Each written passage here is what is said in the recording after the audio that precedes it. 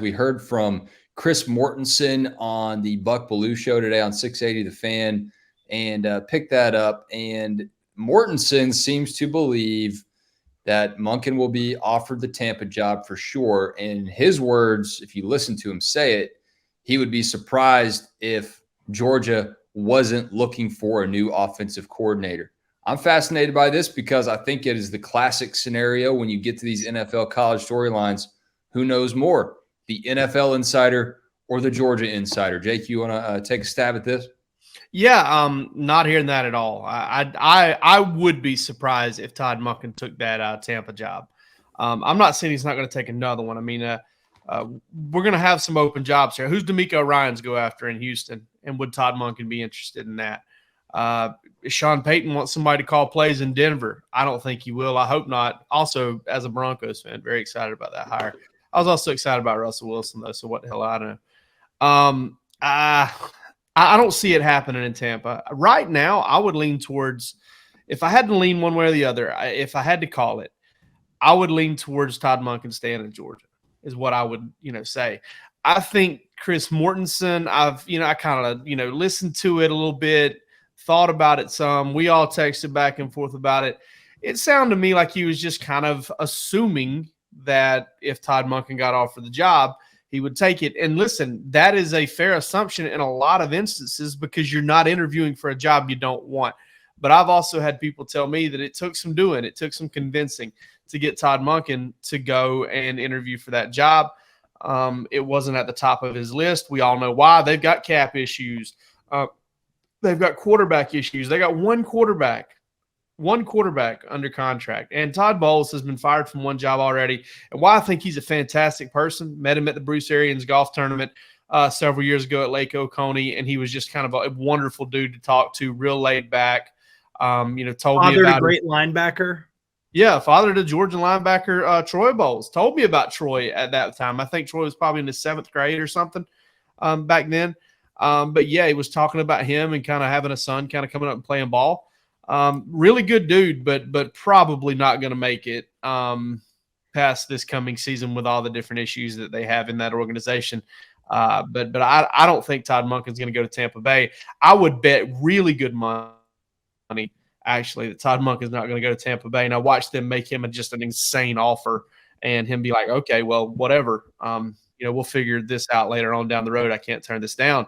But I don't see it right now. I'd bet good money against it. So we had a lot of people asking today how the Tom Brady retirement part deux would potentially impact Monken's reality with Tampa Bay. And I know you've already just said everything that you just said there, Jake, but for anyone that's still skeptical about that, how would a quarterback decision in Tampa potentially affect the way that Monken is thinking about this thing? Because you had that job, and then you also had the Baltimore deal where Lamar Jackson is potentially not going to be there either, depending on a trade situation there. Do you think that, let's say Monken really is eyeing the NFL. Does he want to go somewhere where there's an established quarterback, or would you venture to guess that maybe he wants to go somewhere where, maybe they're going to change things up and bring in some fresh blood? I don't know if I would say established, but I would say upside. Some flashing, some maybe you go somewhere where you got a really young quarterback that has shown, some really nice ability, like a Trevor Lawrence, right? I mean, like if Todd Monken had a chance to go be the offensive coordinator and play caller, and I think that's a big part of it too, Wes. I think that's something we don't need to skip over there. Todd Monken, his last job in the NFL was with the Cleveland Browns. He openly said he wished he would have handled that differently, which makes me think maybe he got in kind of a crappy state of mind by being the offensive coordinator that didn't call plays. Because I believe, if I'm following the timeline correctly, he had a couple years there with Tampa where he didn't call the plays. Then he called the plays in the 3rd year. They had a really good offense that year, but they got fired because they couldn't stop turning the ball over. He goes to Cleveland. I think maybe he had some expectations there. Freddie Kitchens took care of the whole thing. That didn't work out either. Monken says he wasn't proud of the way he handled that whole situation. I think that Todd Monken is going to want a place where he can call plays. Also think he wants the right situation. So I think a place like Jacksonville would be tremendous for him if he could call plays. So it's not easy to find, because if you look around the league, a lot of the most stable quarterback situations, a lot of the best situations there are teams with head coach play callers, Andy Reid's and Matt LaFleur and Kyle Shanahan, and the list goes on and on and on. I mean, we're all 4 playoff teams like that this week. Bengals guy I'm sure. Is Nick Sirianni, and I believe he is. Yeah, so I think all 4 of the playoff coaches in championship weekend are offensive play callers. If I'm not mistaken, I may be missing one. But yeah, so I mean, I don't know. That's another reason I think Todd Monken is likely to end up back. Here's the thing, though, is that a lot of those jobs are not coming open.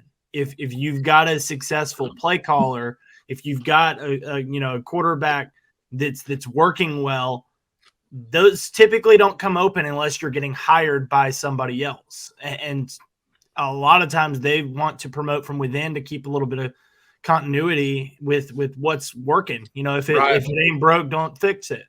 So I mean, that's kind of where I'm with you, Jake.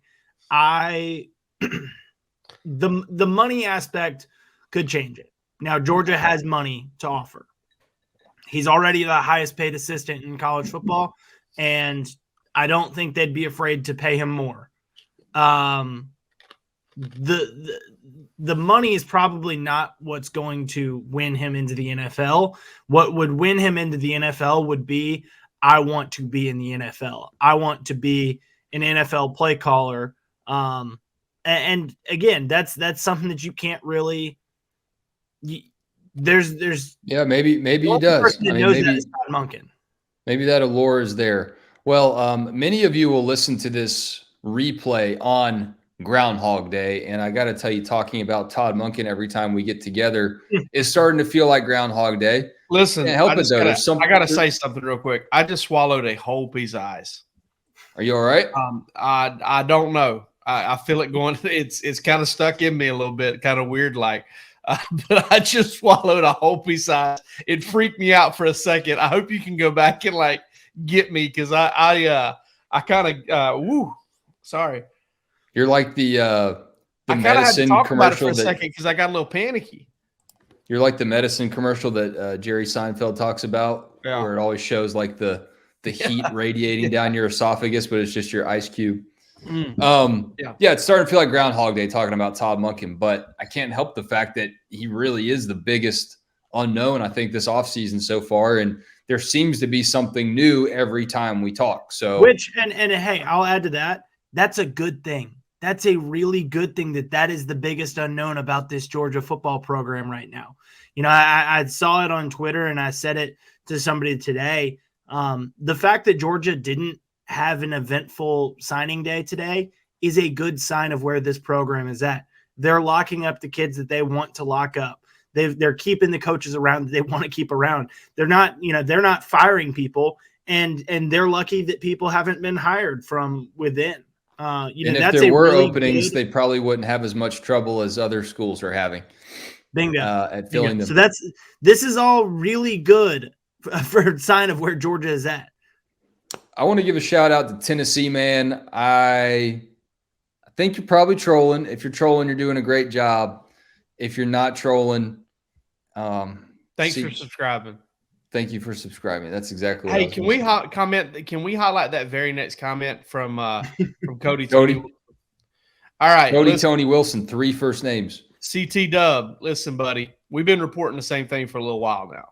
So definitely the fall camp deal. That's something that we've been kind of hammering home over at DawgsHQ about the quarterback battle going into the fall. And we were on Todd Monken pretty much whenever we found out that when that job, correct me if I'm wrong here, but when the Tampa job opened up, that was one of the first things we said as a staff was this doesn't mesh, because we knew going back to our reporting from way back when that it was going to take the right situation. That Todd Monken and he let us know this when he spoke to us. at before the Peach Bowl. Yep. It was, listen, I like it here. I like winning. It's about the fight song in the locker room. That's one quote I will remember for a long time because I never heard anybody quite say it that way. But there was an emotion to that for Todd Monken. The way he said that, he'd rather win in Alaska than lose in San Diego. Yeah, exactly. And if it's downtown San Diego, I understand. That was post-apocalyptic. San Diego actually just hired Kellen Moore as its OC. Yeah, it did. A few days after we were just talking about him potentially Well, going to Bama. So it just shows you how quickly things change in the league.